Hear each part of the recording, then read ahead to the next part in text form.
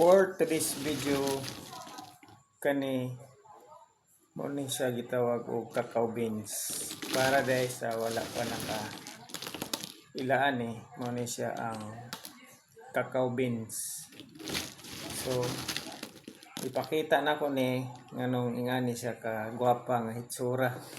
So hayag kayo, puti kayo, gwapa kay tanawon, tanawas kamera nganong gingani na ipakita na ko nito kay para inspire po mo kung giunsan ako ni pag buhat.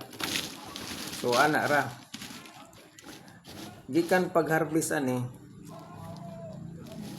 gibuak wala gid so og bulad. So gipaagi ni siya og gibuot gitanugan og sud sa 3 hangtod sa 5 kapin kaadlaw usa ibulan. Sa uban wala na daw nila hugasi pero kani sa kuha ako ning hugasan. So ingani ang hitsura, puti kayo, guwapa kayo hitsura. So piti humuta, humot kay aroma. So class A kayo siya naong. So ana ra kung magprebenta sa cacao beans. So ingana na yon lang nato pag pre-beans. Guwapa kayo, dili ka mauwaw ani mo baligya. Okay. Class A kayo siya naong, guwapa kayo. Oh. So legit kayo. Humot dito ini siya.